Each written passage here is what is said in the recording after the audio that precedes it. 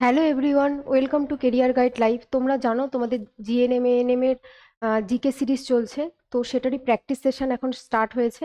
আজকে second class, চলো দেখা যাক কি আছে।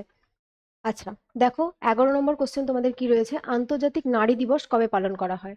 অপশন এ তে রয়েছে 5ই মার্চ, অপশন বি তে রয়েছে 8ই মার্চ, অপশন সি তে রয়েছে 9ই মার্চ, আর অপশন ডি তে রয়েছে 12ই মার্চ। ঠিক আছে, এখানে আন্তর্জাতিক নারী দিবস বলেছে, সেক্ষেত্রে আমাদের অ্যান্সার হবে 8ই মার্চ। আচ্ছা, যদি তোমাদের ন্যাশনাল ওমেন্স ডে বলে, সেক্ষেত্রে অ্যান্সার হবে 13th ফেব্রুয়ারি। ঠিক আছে। আচ্ছা, তোমাদের এখানে আরো কিছু কিছু ডে ইম্পর্টেন্ট তোমাদের পরীক্ষার পয়েন্ট অফ ভিউ থেকে, যেমন তোমার যদি বলা হয় যে ওয়ার্ল্ড ক্যান্সার ডে, সেক্ষেত্রে আমাদের অ্যান্সার হবে কি? ওয়ার্ল্ড ক্যান্সার ডে 4th ফেব্রুয়ারি। আচ্ছা, দুটো জিনিস নিয়ে তোমাদের খুব গোলাই, একটা হলো ন্যাশনাল ইউথ ডে আর একটা হচ্ছে ইন্টারন্যাশনাল ইউথ ডে। আচ্ছা, যদি ন্যাশনাল ইউথ ডে বলে, সেক্ষেত্রে আমাদের হবে 12th জানুয়ারি। ঠিক আছে, আর যদি ইন্টারন্যাশনাল ইউথ ডে বলে, সেক্ষেত্রে তারিখটা 12, কিন্তু এটা অগাস্ট। ঠিক আছে। আচ্ছা, তোমাদের যদি বলা হয় ওয়ার্ল্ড টিভি ডে, সেক্ষেত্রে আমাদের হবে 24th মার্চ। ঠিক আছে, মোটামুটি যেগুলো আমার মনে ছিল আমি বলে দিলাম। পরে আরো অনেক কোশ্চেন অ্যান্সার আলোচনা করতে গিয়ে নিশ্চয়ই আরো যেগুলো ইম্পর্টেন্ট সেগুলো বলে দেবো। ঠিক আছে। আচ্ছা, দেখো 12 নম্বর কোশ্চেনে কি আছে। 12 নম্বর কোশ্চেন যাতে তোমাদের বুঝতে সুবিধা হয়, সেই কারণে আমি আগে থেকে দুটো ডায়াগ্রাম এঁকে রেখেছি। চলো তোমাদেরকে বুঝিয়ে দিই। আচ্ছা, দেখো কোশ্চেনটা কি আছে, চন্দ্রগ্রহণের সময় চাঁদ, সূর্য এবং পৃথিবীর অবস্থান কি রূপ? আচ্ছা, দেখো, তোমরা সবাই জানো পৃথিবী এবং চাঁদ কারোই নিজস্ব আলো নেই, সূর্যের আলোয় দুজনই আলোকিত হয়। ঠিক আছে, সূর্য স্থির, পৃথিবী সূর্যের চারিদিকে নিজের কক্ষপথে ঘুরছে। ঠিক একই রকম ভাবে চাঁদও পৃথিবীর চারিদিকে নিজের কক্ষপথে ঘুরছে। এইভাবে চাঁদ এবং পৃথিবী ঘুরতে ঘুরতে এমন একটি অবস্থায় এসে দাঁড়ায়, যখন দেখো সূর্য এবং পৃথিবীর মাঝখানে চাঁদ অবস্থান করছে।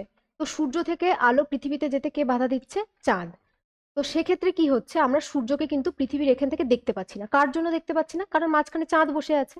তো এই অবস্থাটাকে আমরা বলছি চন্দ্রগ্রহণ, কারণ চাঁদ, সরি, সূর্যগ্রহণ। কারণ আমরা সেক্ষেত্রে কাকে দেখতে পাচ্ছি না? সূর্যকে দেখতে পাচ্ছি না, কারণ মাঝখানে চাঁদ বসে আছে। সেক্ষেত্রে আমরা এটাকে বলছি সূর্যগ্রহণ। ঠিক আছে, সূর্যগ্রহণ। আচ্ছা, সেকেন্ড ডায়াগ্রামটাতে দেখো, এখানেও একই, পৃথিবী নিজের কক্ষপথের চারিদিকে ঘুরছে, আবার চাঁদও তার কক্ষপথের চারিদিকে ঘুরছে। এইভাবে পৃথিবী এবং তোমার চাঁদ এমন একটি অবস্থায় এসে দাঁড়িয়েছে, যেখানে সূর্য আর চাঁদের মাঝখানে কি অবস্থান করছে? পৃথিবী। সূর্যের আলো সেক্ষেত্রে কি হচ্ছে? চাঁদে যেতে বাধা পাচ্ছে, কার কারণে? পৃথিবীর কারণে। তো আমরা এখানে পৃথিবী থেকে তখন কি করছি? চাঁদকে দেখতে পাচ্ছি না, কারণ চাঁদের তো নিজস্ব আলো নেই, সূর্যের আলোয় আলোকিত হয়। সেক্ষেত্রে সূর্যের আলোটাকে চাঁদ অব্দি যেতে কে বাধা দিচ্ছে? পৃথিবী। তখন আমরা চাঁদকে দেখতে পাচ্ছি না, জন্য আমরা এই অবস্থাটাকে বলছি চন্দ্রগ্রহণ।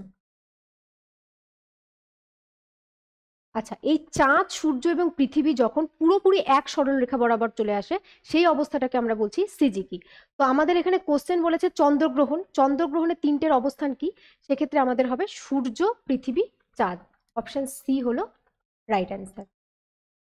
নেক্সট কোশ্চেন বলেছে নিচের কোন উক্তিটি সঠিক? অপশন এ তে রয়েছে আলোর বেগ সবচেয়ে দ্রুত, অপশন বি তে রয়েছে শব্দের বেগ সবচেয়ে দ্রুত, অপশন সি তে রয়েছে মহাজাগতিক বস্তুর বেগ সবচেয়ে দ্রুত, আর অপশন ডি রয়েছে রকেটের বেগ সবচেয়ে দ্রুত। আচ্ছা, আলোর গতিবেগ আমরা দেখি কত, 3 × 10⁸ মিটার পার সেকেন্ড। ঠিক আছে, শব্দের গতিবেগ আমরা দেখি 332 মিটার পার সেকেন্ড। মহাজাগতিক বস্তুর যদি আমরা গতিবেগ দেখি 1.2 কিমি পার সেকেন্ড। সেক্ষেত্রে আমাদের তাহলে তোমরা দেখতেই পাচ্ছ সঠিক অ্যান্সার হবে আলোর গতিবেগ সবচেয়ে বেশি। ঠিক আছে, চলো নেক্সট কোশ্চেন দেখি কি আছে। নেক্সট কোশ্চেন দেখো, তেহেরি বাঁধ কোন নদীর ওপর গড়ে উঠেছে? অপশন এতে রয়েছে ভাগীরথী, অপশন বিতে রয়েছে তুঙ্গভদ্রা, অপশন সিতে রয়েছে কাবেরী, আর অপশন ডিতে রয়েছে নর্মদা। এই তেহেরি বাঁধটা হলো ভারতবর্ষের সব থেকে উঁচু বাঁধ। ঠিক আছে, হাইয়েস্ট ড্যাম যদি বলা হয়, সেক্ষেত্রে কিন্তু আমাদের তেহেরি বাঁধ। এই তেহেরি বাঁধটা রয়েছে ভাগীরথী রিভারের ওপরে, আর এটা আমাদের রয়েছে উত্তরাখণ্ডে। ঠিক আছে। যদি বলা হয় ভারতের দীর্ঘতম বাঁধ কি, সেক্ষেত্রে তোমাদের হবে হীরাকুদ বাঁধ। আচ্ছা, নেক্সট দেখো এখানে আরো কিছু আছে। আচ্ছা, আরেকটা যেটা ইম্পর্টেন্ট তোমাদের এখান থেকে, সেটা হচ্ছে সবচেয়ে প্রাচীনতম বাঁধ যদি বলা হয়, সেক্ষেত্রে আমাদের কাবেরী রিভারের ওপরে রয়েছে কল্যাণী ড্যাম। ঠিক আছে, সেটা হচ্ছে ভারতের সব থেকে পুরনো প্রাচীন ড্যাম। চলো নেক্সট দেখা যাক। নেক্সট কোশ্চেন দেখো, নিম্নের কোনটি ব্ল্যাক প্যাগোডা নামে পরিচিত? অপশন এ তে রয়েছে কোনাকের সান টেম্পল, অপশন বি তে রয়েছে খাজুরাহো মন্দির, অপশন সি তে রয়েছে পুরীর জগন্নাথ মন্দির, আর অপশন ডি তে রয়েছে লিঙ্গরাজ মন্দির। তোমাদের এই মন্দিরের ক্ষেত্রে ইম্পর্টেন্ট হলো কোন মন্দির কোন স্টেটে রয়েছে, সেটা ইম্পর্টেন্ট। চলো দেখে নেওয়া যাক। অপশন এ তে যে কোনাকের সান টেম্পল রয়েছে, সেটা কোথায় রয়েছে? সেটা রয়েছে উড়িষ্যাতে। ঠিক আছে। খাজুরাহো টেম্পল সেটা রয়েছে তোমাদের মধ্যপ্রদেশে। পুরীর জগন্নাথ টেম্পল এটাও রয়েছে উড়িষ্যাতে। ঠিক আছে। লিঙ্গরাজ মন্দির এটাও রয়েছে উড়িষ্যাতে। তো আমাদের এখানে অ্যান্সার হয়ে যাবে কোণাকের সান টেম্পল। ঠিক আছে। এই কোণাকের সান টেম্পলটা কে নির্মাণ করেছিলেন? কোণাকের সান টেম্পলটা নির্মাণ করেছিলেন নরসিংহদেব, প্রথম নরসিংহদেব, গঙ্গাই বংশের রাজা প্রথম নরসিংহদেব। ঠিক আছে। চলো নেক্সট কোশ্চেন কি আছে দেখি। আচ্ছা, 16 নম্বর কোশ্চেনে দেখো কি রয়েছে। রয়েছে জাতীয় সড়ক গবেষণা কেন্দ্র কোথায় অবস্থিত? অপশন এ তে রয়েছে লখনৌ, অপশন বি তে রয়েছে নিউ দিল্লি, অপশন সি তে রয়েছে হায়দ্রাবাদ, আর অপশন ডি তে রয়েছে চেন্নাই। ঠিক আছে, সেক্ষেত্রে আমাদের রাইট অ্যান্সার হয়ে যাবে নিউ দিল্লি। আচ্ছা, লখনৌতে তোমাদের একটা ইম্পর্টেন্ট গবেষণা কেন্দ্র রয়েছে, সেটা হচ্ছে সেন্ট্রাল ডার্ক রিসার্চ ইনস্টিটিউট, সেটা রয়েছে তোমাদের লখনৌতে। আর চেন্নাইয়ে তোমরা সবাই জানো কম বেশি, এখানে হচ্ছে আহ, ভারতের তোমার চামড়া গবেষণা কেন্দ্র কিন্তু আমাদের চেন্নাই রয়েছে। চলো নেক্সট কোশ্চেন দেখি।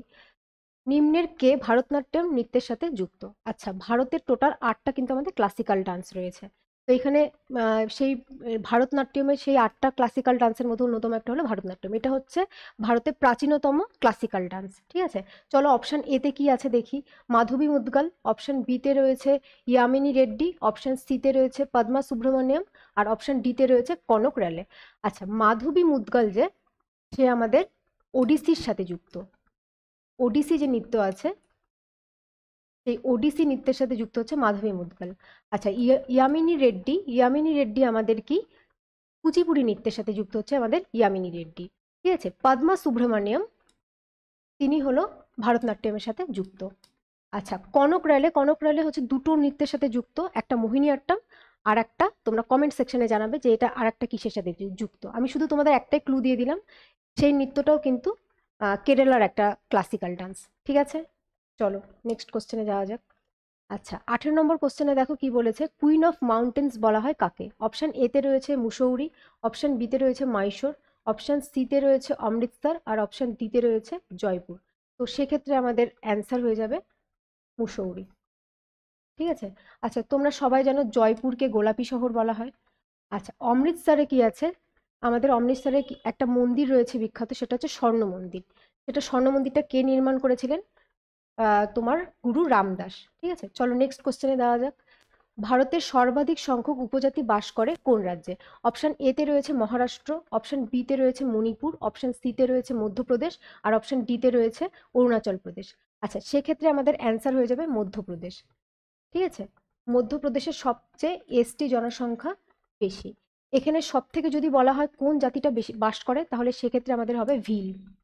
ভারতেও কিন্তু ভিল জাতি সব থেকে যে এসটি উপজাতি, তার মধ্যে সব থেকে বেশি ভিল উপজাতি আমরা দেখতে পাওয়া যায়। আর সেকেন্ড লার্জেস্ট যেটা উপজাতি, সেটা হচ্ছে গোন্ড। ঠিক আছে। আচ্ছা, সাঁওতাল তোমাদের মনে হতে পারে, কিন্তু সাঁওতাল হচ্ছে সব থেকে বেশি দেখতে পাওয়া যায় আমাদের ঝাড়খণ্ডে। ঠিক আছে। আবার তোমাদের অনেক সময় কোশ্চেন আসে যে আমাদের রাজস্থানের সব থেকে পিছিয়ে পড়া উপজাতি কি, সেক্ষেত্রে হবে সাহারিয়া। কি হলো? আচ্ছা, চলো নেক্সট কোশ্চেনে দেখা যাক কি আছে।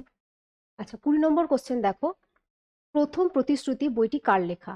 অপশন এ তে রয়েছে মহাশ্বেতা দেবী, অপশন বি তে রয়েছে আশাপূর্ণা দেবী, অপশন সি তে রয়েছে তারাশঙ্কর বন্দ্যোপাধ্যায়, আচ্ছা অপশন ডি তে রয়েছে শরদিন্দু বন্দ্যোপাধ্যায়। এই প্রথম প্রতিশ্রুতি বই হলো একটা ইম্পর্টেন্ট বই এই কারণেই, কারণ এই প্রথম প্রতিশ্রুতি বইটির জন্য যিনি এই 4 জনের মধ্যে তিনি মহিলা হিসেবে প্রথম জ্ঞানপীঠ পুরস্কার পেয়েছিলেন। সেই জন্য এই বইটা খুব ইম্পর্টেন্ট। তো সেক্ষেত্রে আমাদের হবে আশাপূর্ণা দেবী। ঠিক আছে।